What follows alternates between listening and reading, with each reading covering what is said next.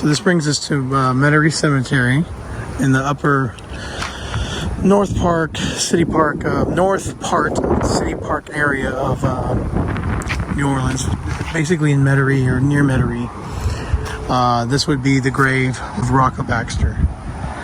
It took a bit to find this because I don't know. In the screenshots that we had, we found the street signs that label the different roads here, and with a little zooming in and clearing up the photo, we're able to find Avenue E in this screenshot. I'll show you right there. We could not read the K, but we've lined up things up and came to the conclusion that this is where they created the fictional grave, because you can see these things. So not only the Avenue E, but you can see this grave here, which the Ashford is not legible in the show. But here is the main tell. Right here, you can see this flower vase and this bench and this faucet. Of course, this grave here in the background. And the shot would have been probably about right here.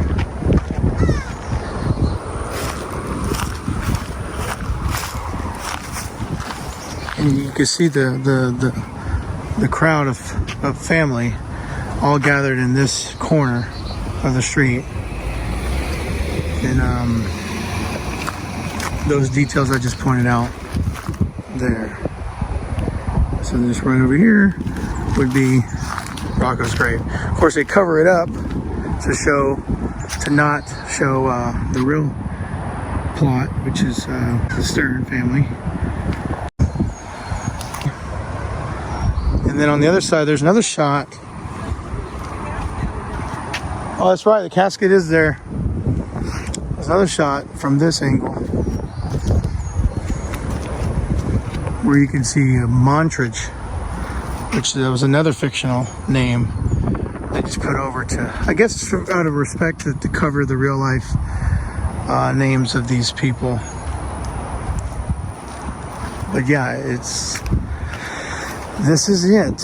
This is where they had the funeral for Rocco Baxter. And at one point, his brother Carlo is given permission to attend, and he comes from that road. I think they stop around this area with the bus, the correctional bus. And that pretty much does it for this location.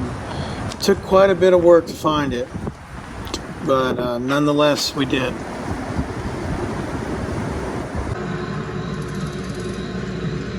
And while we're on the topic of Rocco, here we see Adam riding his bike on the way to what was Rocco's memorial.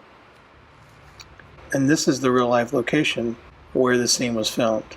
Sophie Wright Park off Magazine Street. And I'll show you a statue of Sophie Wright here in just a few moments. So of course this was a night scene. Adam pulls up on his bike coming in from this direction.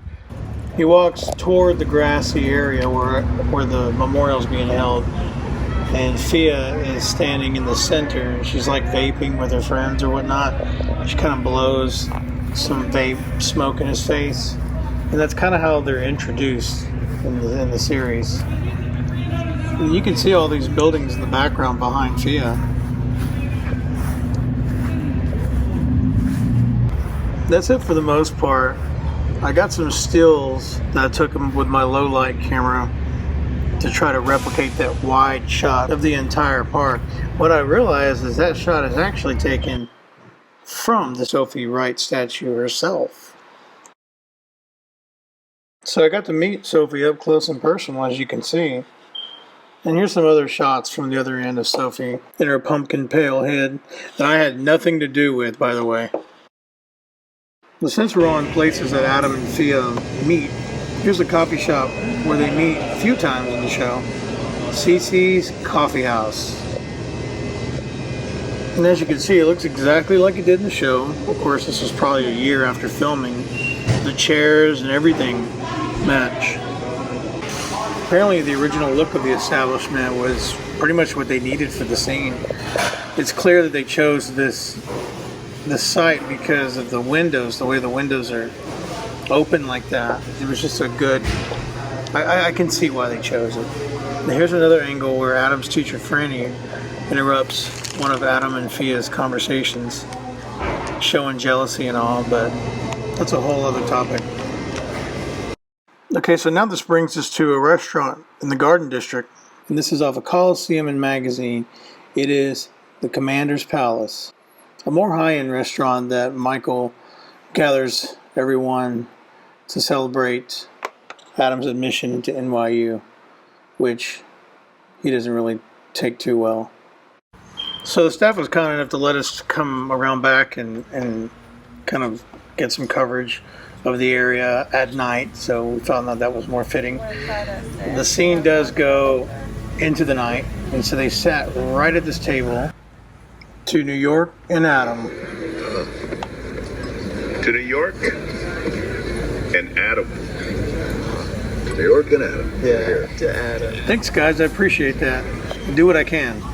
But here's a wider shot. Again, they sat all in this area, and there is a scene to the left I'm going to show you. So we got permission to go to this left side of the restaurant. There's this property here.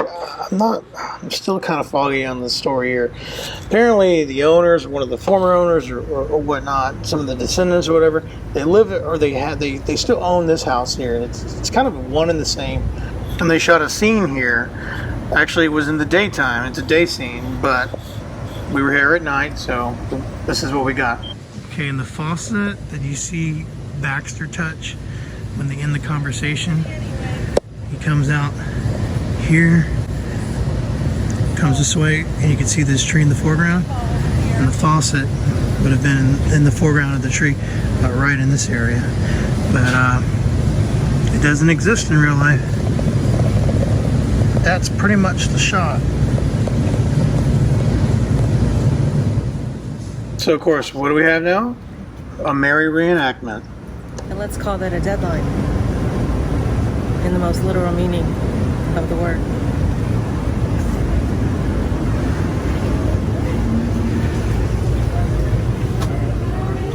Oh, since that faucet in the show doesn't exist, we found another one around the corner in the same area, so it still counts. Call that a deadline. And let's give that word its literal meaning.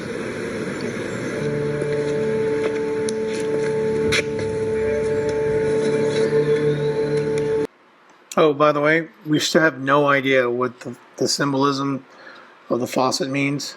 So anybody who's seen the series and might want to chime in, feel free to leave your thoughts below. All right, here we are continuing out of order. This is the Mid-City Veterinarian Hospital. We see this in episode 5. Michael brings the Django the dog to get checked on because he's sick and I think he's having kidney failure or whatnot. You definitely see this exterior when Bryan Cranston comes out to call Adam, which of course he ignores the call.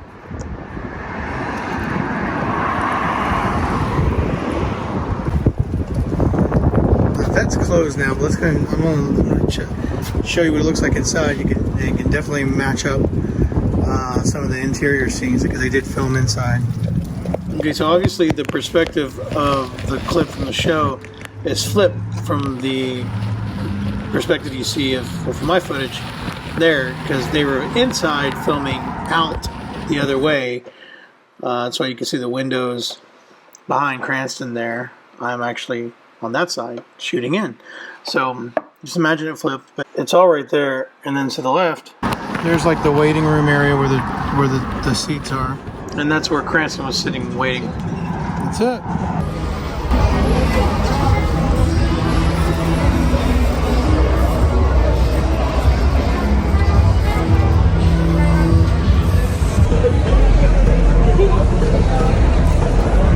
Speaking of desire, this is a location Lil Mo likes to frequent, one of his hangouts, meetup spots. There's a few scenes of him meeting up with Eugene and Lee, and they have their different conversations here. In real life, this is Little Dizzy's. It is a known, authentic Louisiana soul food type restaurant that apparently changed ownerships between filming and now. So when we visited, they were under new management, very friendly. You could tell they literally just opened within the month, they said, and just welcoming back the community. How y'all doing today? Welcome to Little Dizzy's. Thank you. We have some other pork chops with rice and a choice of side today. As you can see here, this is where Eugene and Lee sit at this exact table.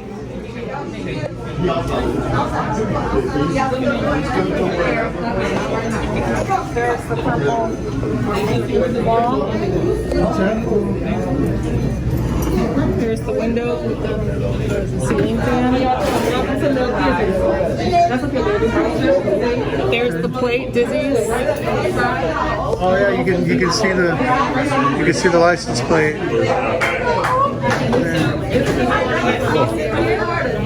Yeah. He was there. I wish I had a baseball. So this is across the street from Little Dizzy's in the show. Lee's car is parked this way, this direction, but it is actually the wrong way.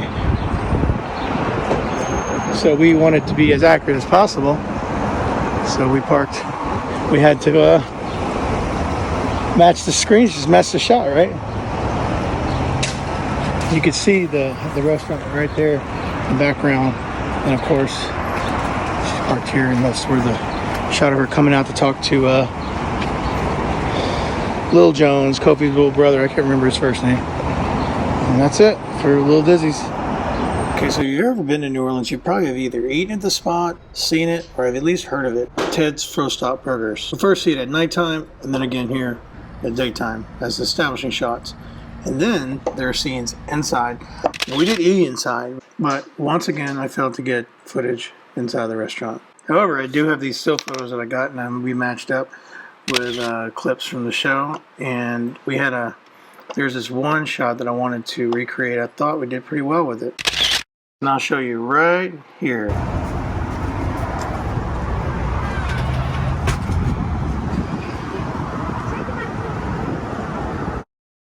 And this brings us to one of my favorite locations of the entire series, and for many different reasons.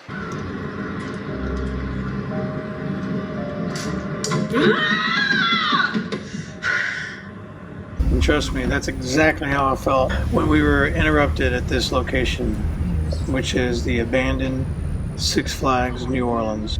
Interrupted as in, like, I have my drone up, which I'm going to show you in just a second.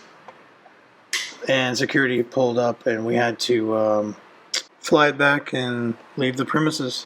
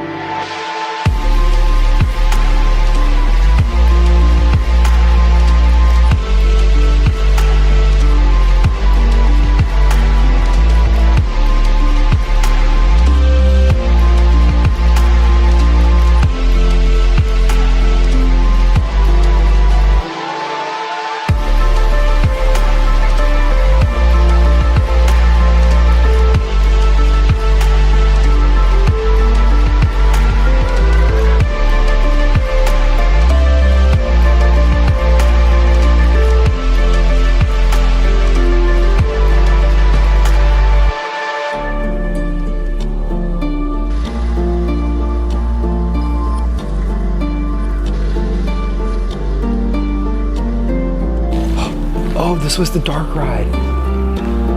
Oh, really? Yeah, It's a the gift cars. shop. No, it's a dark ride. The cars are here. That's cool. Get out. Look at this. Sorry, temporarily out of service. I'd say.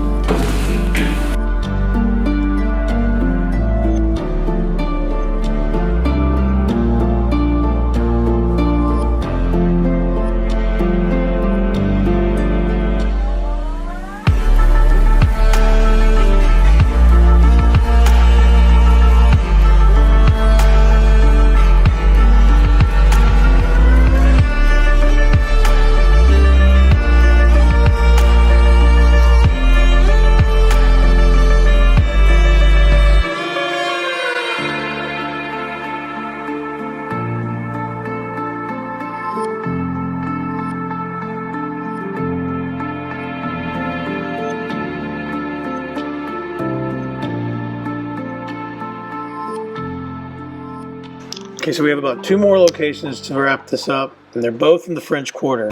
But first, I gotta grab one of these. Okay, so here I am on Bourbon Street, in the middle of Bourbon Street. Doing a photo shoot here. That was a cool moment to catch. It's kind of busy. This guy's doing like some street art. He hasn't moved in like, we passed him up at least an hour ago, and he hasn't moved.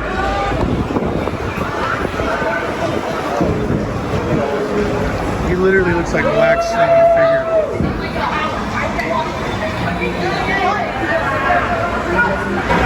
It feels like it's 90 degrees out here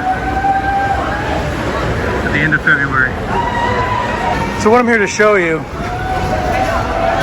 other than this craziness, is this sign.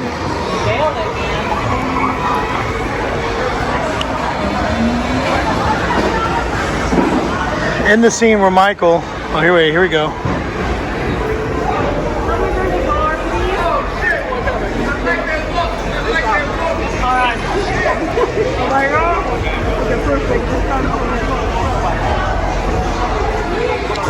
In the scene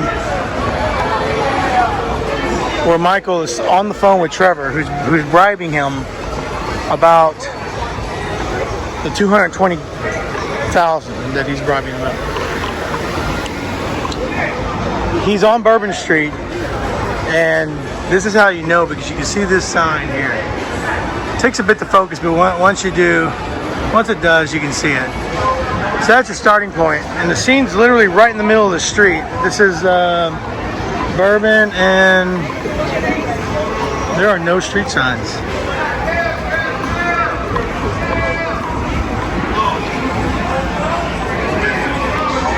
But the scene happens right here.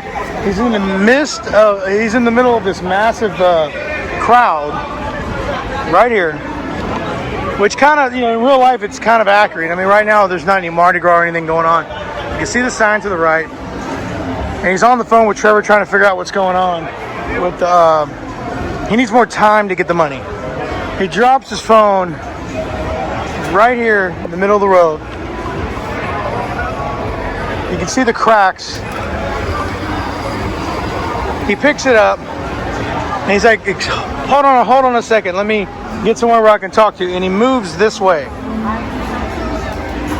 And he ends up in one of these doors.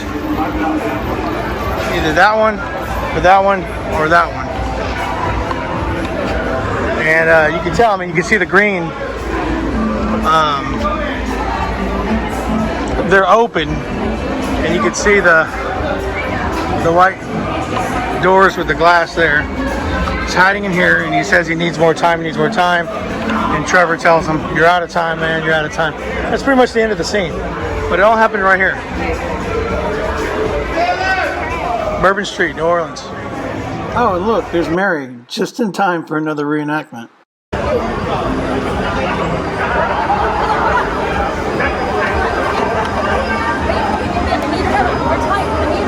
I'm working on it. I'll have your money. I need a little more time. Get the fuck off me, people. I need more time. You're out of time, man. You're out of I time. don't think you even have any proof anyway. I think you're too weak. I think you're too spineless. I think you're just fucking with me.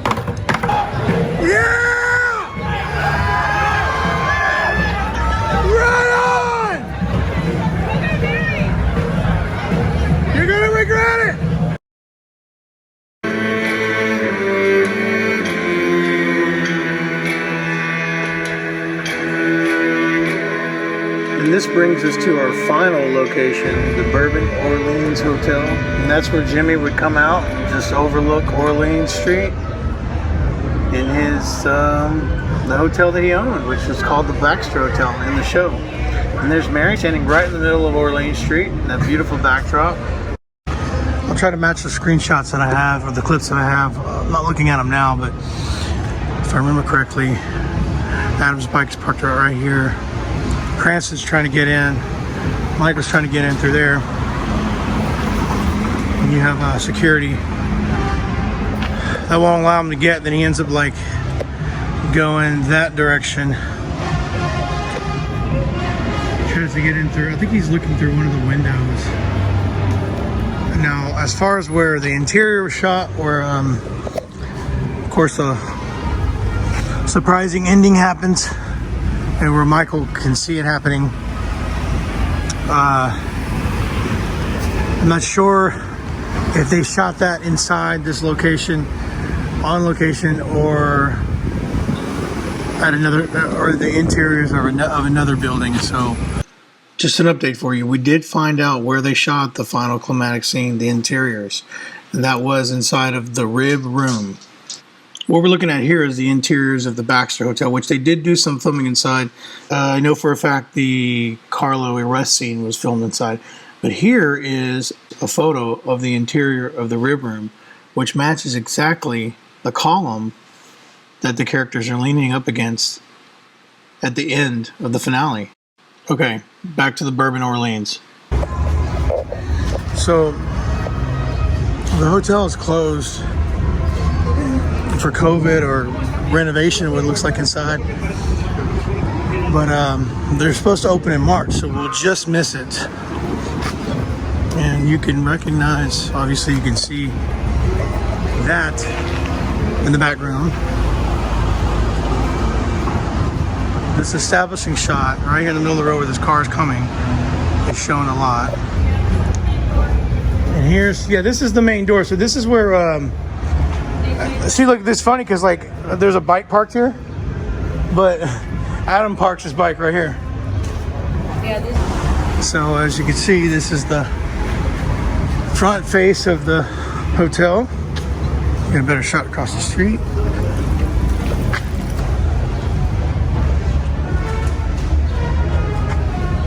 There we go.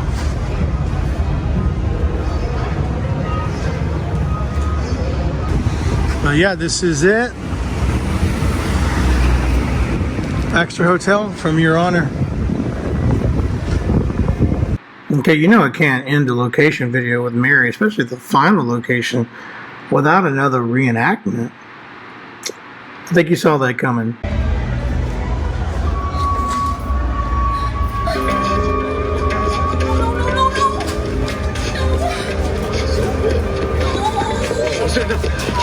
I need to get in.